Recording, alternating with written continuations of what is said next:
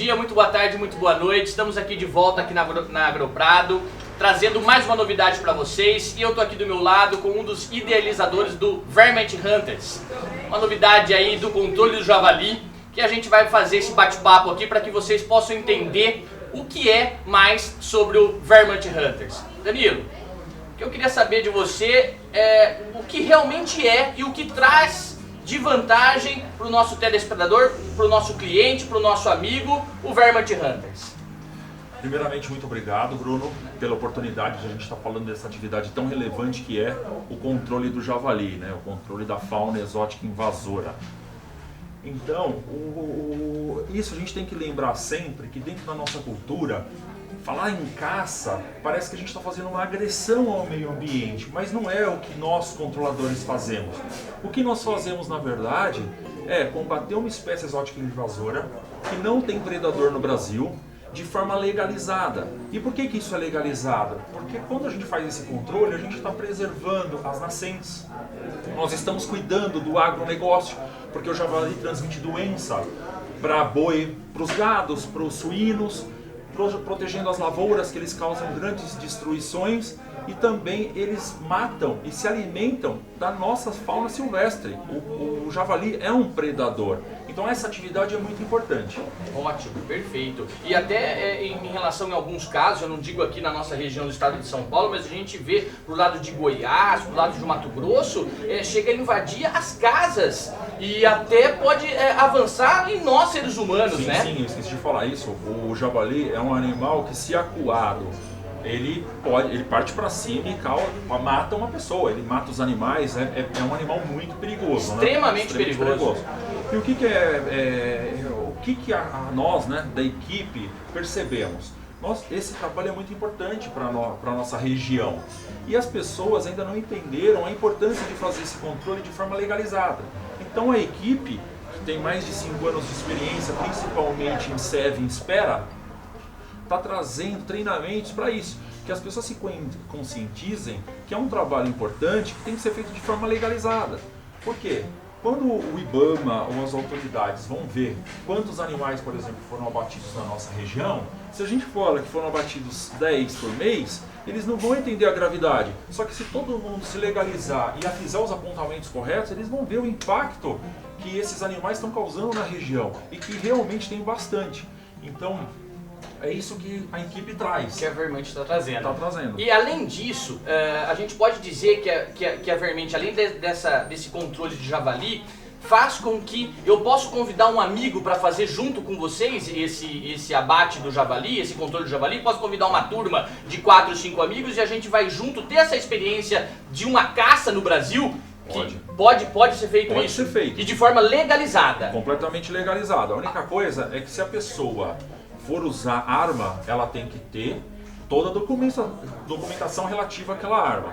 E a gente não vai, obviamente, levar para o mato, para o abate, né, para fazer o controle, pessoas que a gente não entenda que tem a capacidade técnica para fazer a caça. Porque existe uma ética nisso. Quando a gente vai fazer o abate do animal, vai fazer a caça, o controle, a gente avalia o local, avalia qual é o melhor equipamento, qual é o melhor armamento que tem que ser utilizado, a melhor técnica. E aí, o que a gente busca? Um tiro fatal. A gente não está querendo fazer o animal sofrer. O animal, ele tem que ser abatido, mas ele tem que ser abatido de uma forma correta. E a gente não pode levar para a gente alguém que corre o risco de ferir o animal, causar um problema que não é correto. A gente entende que não é. Então, antes de a gente levar, que a gente pode, a gente vai ver se a pessoa tem toda a documentação, se a pessoa sabe usar aquele armamento, e aí a gente auxilia em toda a documentação da parte da caça, ligada à IBAMA. Mas é possível sim, e é esse também um dos nossos propósitos. Um dos propósitos também seria esse daí. Pessoas que não...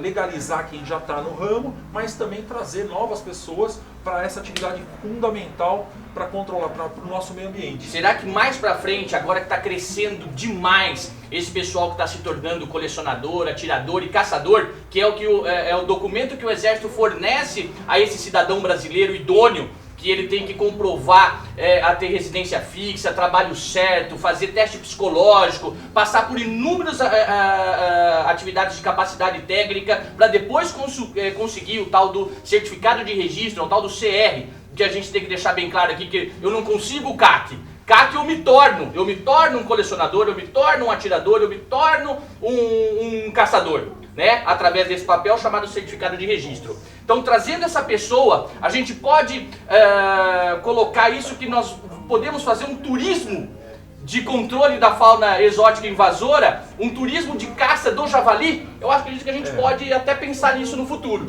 Mas esse tipo de pensamento, a gente antes tem que buscar a legalidade, que é o que eu falo. Por quê? Porque se a gente tem uma série de controladores legais fazendo de forma correta, pleiteando junto às autoridades competentes essas questões, a gente consegue. Agora fica muito difícil quando existe a ilegalidade. E eu percebo, e como que eu percebo essa ilegalidade? A gente atua completamente correto dentro da lei. Aí a gente vai nas propriedades pedir autorização para fazer. Nós não fazemos esse controle se o proprietário não der a documentação que eu preciso. Tá. Por quê? Porque a gente vai estar com armas, depois a gente vai apresentar armas restritas, armas que podem causar um problema sério para a gente, inclusive de prisão. Eu não vou me deslocar, não vou entrar numa propriedade sem uma autorização, um registro no IBAMA, por exemplo. Então eu pergunto a você, Danilo, qual é o primeiro passo para a gente legalizar realmente a caça do javali? Além da pessoa já ser possuidor do CR, já ser um CAC, além disso, qual é o primeiro passo que a gente tem que ter para poder colocar ele para fazer o controle da fauna exótica? Primeira coisa que o CAC caçador tem que ter é um registro no IBAMA. Então tem que pegar no IBAMA e fazer lá o CPF do IBAMA. Então ele tem que ter esse cadastro lá. Aí depois existe o CR, um certificado de regularidade do IBAMA, que tem validade de 3 meses. Então a cada 3 meses tem que ser renovado. Então ele tem que ter o CPF, fazer um cadastro, e para fazer esse controle do javali e tirar o CR do IBAMA. Depois que ele tiver o CR do IBAMA, isso não permite que ele faça o controle do javali por si só, mesmo tendo guia de caça. Ele tem que ter um relatório de autorização de manejo do javali. Ó, que perfeito! E esse relatório é feito como o período que vai ser feito esse controle, a forma que vai ser feito. Então, por exemplo, nesta propriedade a gente pediu o tipo de manejo: armadilha, gaiola, espera, ceva e busca sem cães. E mostra quem são as pessoas que vão fazer esse controle. Então, no caso de alguém que quiser ir com a gente, pode ir desde que tenha o nome dele nesse relatório. Cadastrado nesse relatório. Então é fundamental que a pessoa tenha essa autorização. Só que para ter essa autorização, a gente precisa registrar a propriedade, que é o que eu estava falando. Principal propriedade. E muitas pessoas que têm um impacto na propriedade não fornecem para a gente os dados para montar esse relatório. E muita gente, de forma clandestina, vai fazer a caça. Só que isso enfraquece o movimento, porque é o que eu falo, aí as pessoas não vão perceber o quanto está se caçando, o quanto tem da presença desse animal na região, né? E aí a gente acaba tendo problema e nós nos recusamos, mas muita gente vai. E aí gera esse problema da ilegalidade. Mas é fundamental que chegue até a autorização por meio deste relatório. Que bacana. Então, só para deixar bem claro aqui para os nossos clientes, para os nossos amigos, que não basta eu possuir o CR de caçador e entrar em qualquer fazenda, aí eu vou entrar com uma arma de fogo assim e eu vim aqui fazer o abate do javali, porque o javali está comendo a roça de milho do meu amigo. Não pode. E é isso que a gente quer combater, a ilegalidade do controle da fauna exótica invasora. Ou seja, nós queremos trazer agora a legalidade para que isso seja uma diversão, ou até, além da gente controlar, a gente ajudar o dono da propriedade da fazenda, porque eu já vi javali acabando com uma roça de milho, com roça de arroz, inúmeras roças que ele tem um prejuízo enorme. Além disso, a gente ainda é uma diversão, porque nós gostamos de armas de fogo, nós temos essa natureza de gostar disso, e além do mais, a gente controla esse predador, que não existe predador para ele. Exatamente. Né? E lembrando que todo esse processo de caça, né, o manejo do javali através da caça, é um trabalho voluntário. Nós fazemos de forma voluntária, nós não recebemos para isso. Só que envolve muito mais coisa, o que a gente brinca, né? Eu não me sinto um caçador, eu me sinto um conservacionista armado. Por quê? Porque eu estou defendendo o meio ambiente. Eu não estou indo lá para matar o javali, eu estou indo lá para defender o todo. Então, assim, é uma outra visão. E sem contar que são lugares muito bacanas, contato com natureza. Então, a pessoa que faz, né, esse controle de forma legal, não está indo lá assim, eu vou matar o javali. Não, é todo um contexto, é a amizade, que a gente faz, o conhecimento do armamento. Por quê? Nós usamos algumas técnicas aqui. A nossa especialidade, como eu disse, é serra e espera. Existem outras regiões que o pessoal faz busca embarcado, então vai de carro atrás dos animais, usar outra técnica. O que a gente usa aqui na serra e espera? Nós nos posicionamos em redes, no alto de árvore, em cima de andaimes ou simplesmente em cadeirinhas no meio do pasto, e aí dependendo da circunstância a gente usa um tipo de arma ou outro. Então, o que é importante também a pessoa entender? Que para fazer atividade ela tem que entender o que é os riscos, saber os equipamentos que precisam complementares. A gente tem uma série de outros equipamentos que nós usamos. A própria roupa, a gente vai para o mato de madrugada com 3 roupas, porque faz muito frio, então a pessoa não pode, do tipo, eu vou ser caçador e ir lá com uma despreparada. De calçadinhos e camiseta. Não, tem todo de equipamento. forma nenhuma. Então, existem equipamentos, e aí a ideia é essa, a pessoa que está querendo iniciar, e até aqui um parênteses, que eu acho que você não sabe, eu iniciei na caça aqui, na sua loja. Conheci o Rafael, né, que é o líder do time, é o cara que mais conhece disso aqui na sua loja. Comprei minhas armas aqui na sua loja, então não sei se você sabia, mas fica o registro. Obrigado aí. Fantástico. E a gente quer trazer da forma correta. Então, desde o início, que roupa que vai vestir, quais são os equipamentos, quais são as armas. E aí o pessoal pergunta, tem alguma arma melhor para fazer o controle? Aí eu falo, não tem. Por quê? Porque hoje, por exemplo, a gente tem a possibilidade de comprar o T4-556 da Taurus. Excelente arma. A gente usa bastante. Só que você não vai usar uma arma dessa e dar um tiro num pasto onde você não sabe aonde esse tiro vai parar, projetando 2, 3 km para frente. Não dá para usar. Aí você já tem que usar uma 12. Então, tem que ver o local, o relevo, tem que uma série de coisas que a gente estudos que você faz para poder fazer atividade. E outra coisa, né? Ter sempre uma arma de backup. Uma arma de porte. Uma arma de porte de backup. De backup. Que é fundamental. No meu caso, essa minha arma é um 44 Magnum, um RT444. E fundamental para trazer segurança. Você acha que daria até pra gente colocar o 357 Magnum ou não? Seria um 44 Magnum, o 454 Cazoo, que são coisas bem mais fortes aí pra gente. O 357 às vezes não te garante ali a arma de segurança. Tanto é que teve um outro contexto há um tempo atrás que vocês abateram, acharam que o javali estava abatido, quando chegou perto o javali levantou. Exatamente, e a gente só tava com um fuzil na mão. Só tava com um fuzil na mão sem nenhuma arma de porte. Fuzil com luneta no X em 100 metros. Como que você vai achar um javali a 30 metros, a 30 metros ali? E ele levantou na frente de vocês. Na nossa frente a gente não tava naquele momento com a arma, então é muito importante ter. O 357 já funciona, desde que a pessoa tenha habilidade para acertar no lugar certo. O javali, ele é muito robusto, na hora que ele solta adrenalina, nós temos diversos casos que tiro de fuzil no coração, o bicho correu mais de 15 metros com o coração danificado, né, explodido. Então o 357, se bem colocado o tiro, vai servir. No meu caso eu optei pelo 44 porque eu comprei uma Puma 44. Então eu fiz um casamento Puma lá. Então se a pessoa, por exemplo, quer comprar um 357, que também é uma excelente arma, aí ela, de repente, ela compra uma Puma 357. Uma Puma 357. E aí faz um casal e fica pensando só no calibre, né? Entendi. Então assim, por a minha opção.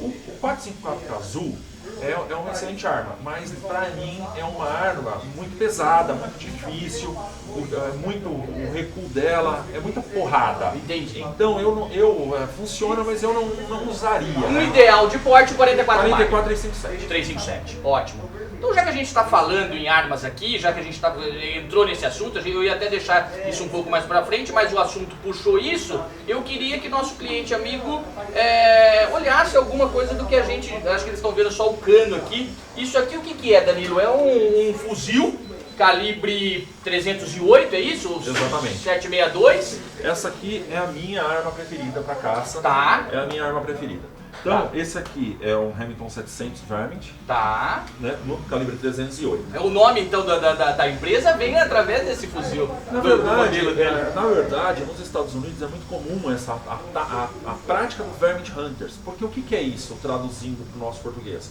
controle de praga.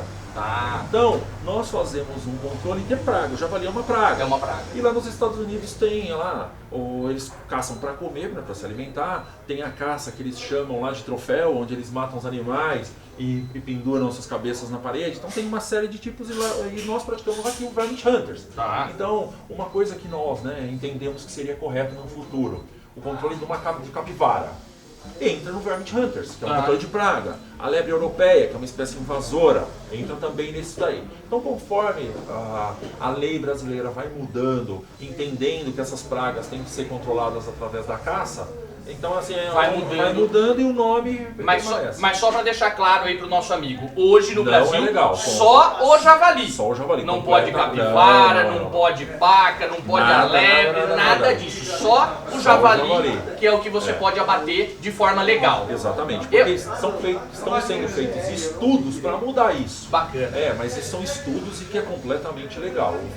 A nossa atividade é em cima do javali. Em cima do javali. Não vai lá bater uma capivara, não vai lá bater uma lebre do mato, não vai lá bater uma paca, não. Vai lá para combater o javali, que é a única praga hoje legalizada pelo Brasil. Isso vai ao encontro do que a gente fala. Exato. Se a gente quer fazer um controle legalizado, ganhar respeito e pleitear outras coisas para atividade, a gente tem que seguir a regra. A regra é javali que a gente vai fazer. Esse aqui é o meu preferido, é um 308. Esse aqui a gente já conseguiu fazer controle. Nós optamos sempre por permanecer a 100 metros da ceva. Então a gente espera, por questão de cheiro, de tudo, para o animal não dificultar a percepção do animal que a gente está lá. Só que a gente já conseguiu pegar animal até 300 metros. Então a gente ele permite que a gente, sem nenhum ajuste na arma, um tiro fatal a 300 metros de distância. A gente consegue fazer. Aqui tem um adaptador, porque como a atividade é noturna, a gente precisa de uma visão noturna. Existem visões noturnas que são legalizadas, né? Que é permitido comprar. A gente põe uma tela aqui em cima. Então tem na verdade é uma câmera, uma lanterna e uma tela. Muito bom esse assunto para a gente trazer para o nosso cliente. Então, a visão noturna, para o caso do combate ao javali, a gente consegue legalizar ela, deixar ela legal na arma. A normativa do Exército, ela não permite alguns tipos de visão noturna que eles chamam de uso militar, que poderiam ser utilizados de forma militar. Essa não é uma visão ativa o que a gente usa, é o que a gente chama de visão passiva. Por quê? Você precisa ter uma lanterna, você põe uma câmera e você põe uma telinha dela. Então, é um sistema que em nenhum momento você pode confundir isso com uma tática militar, nada disso. Então, é necessário, senão o fuzil não vai resolver nada. Você não vai conseguir pôr uma lanterna e atirar. E é legal. É legal, então a gente usa isso. Só que aí o que é interessante? A gente atua como equipe. Então quando a gente define o local onde a gente vai caçar, a equipe fala, ó, Danilo, se o javali chegar nessa área, você vai fazer o abate com o seu fuzil. Outro vai estar com uma 12, por quê? Se o javali chegar próximo, o fuzil não vai resolver. Eu não vou conseguir nem achar o animal de noite próximo. Então, outra pessoa tem uma arma, uma Puma, uma 12, para fazer esse controle mais de perto. Então, assim, são usadas várias armas, mas essa aqui é que eu mais gosto, que eu mais uso. A nossa maior dúvida que a gente tem aqui na loja, e eu vejo em relação aos nossos grupos de WhatsApp também, é se hoje a gente pode colocar uma carabina 22 na caça. É possível, legalmente é possível. A norma do Exército antes falava que a caça era feita com armas de energia de 357 para cima e não permitia armas semiautomáticas. Hoje em dia isso mudou. Então, hoje as armas são permitidas, então pode colocar a 22. O que acontece na prática é que o risco de você ferir o animal ou não fazer qualquer diferença com uma 22 é muito grande. Então a gente não recomenda. Então, por exemplo, o pessoal fala da 9mm como uma arma de backup. Eu acho que não vai funcionar. Se você pensar que o javali está vindo correndo na sua direção à noite, um tiro de 9mm não vai ter energia para segurar um animal esse que pesa tanque de guerra. Normalmente de 100 quilos para cima. Nós já pegamos aqui, o maior que nós pegamos 145 quilos, um monstro. Que toma tiro de calibre 12 e às vezes o chumbo fica na pele. Alguns animais têm uma capa de couro nas costas de 2 dedos. Não passa. Não vai passar. Não então, vai passar. Como backup eu acho perigoso. Uma Puma 38. uma 38, se der na cabeça, vai derrubar, vai desligar o disjuntor, ele vai cair. Só que como que você vai conseguir fazer? Então tem caças que são possíveis. Se você está numa rede a 15 metros de distância da serva, ou num andaime, durante o dia, no meio do mato, beleza, vai ser efetivo.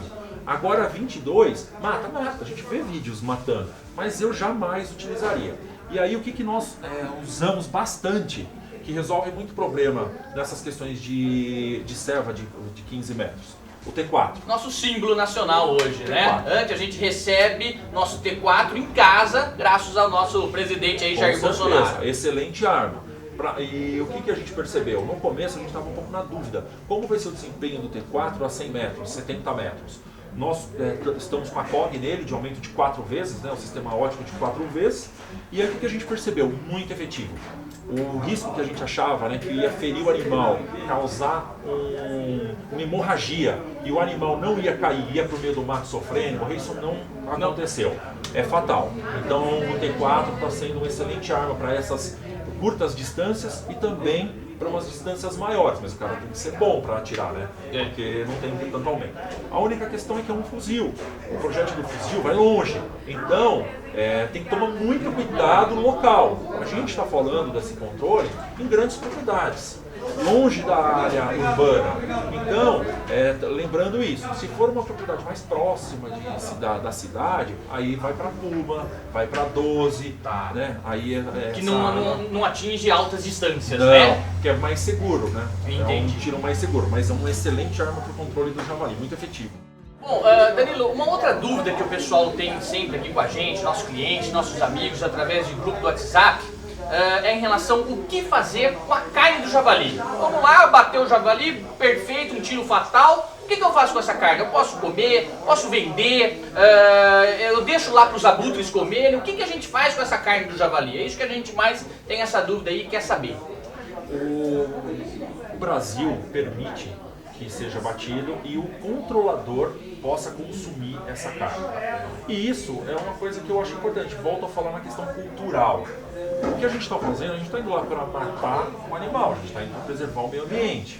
Só que não é uma sensação legal você matar e enterrar, dar um destino sanitário correto, mas é isso, matar e enterrar. Isso a gente não concorda com essa posição. Certo. Então a gente faz o consumo dessa carne. Ótimo. A questão da venda é proibida, porque eles não querem, eles querem que o javali seja extinto no Brasil. Se você começa a comercializar produtos, alguém vai criar. Então isso é completamente proibido e é óbvio. E a questão do interessante do consumo é o seguinte, a gente faz esse controle numa propriedade rural distante, à noite, numa fazenda. E não tem como fazer a limpeza dessa carne de forma correta. Então o que a gente tem que fazer? A gente tem que pegar do local do abate e levar para um local que tenha as condições de higiene para descarnar. E aí o que acontece? Saiu no mês 5 uma resolução da Secretaria de Agronomia e Abastecimento, resolução 41, que dizia que no prazo de 60 dias eles treinariam os controladores para identificar no animal doenças que poderiam passar para o rebanho.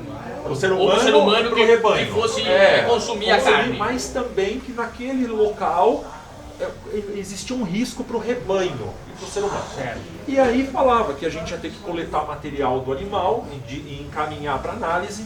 Nós teríamos um lacre, estilo no padrão americano, abateu, põe um lacre para mostrar que a gente tem a autorização deles de fazer. Receberíamos esse treinamento, como eu disse, e teria-se uma série de coisas que a gente teria que fazer em conjunto com eles para poder transportar a carcaça do animal. Só que passou esse período de 60 dias e eles não fizeram a parte deles. Aí o que aconteceu? No final do período eles prorrogaram a entrada em vigor dessa resolução por mais 90 dias.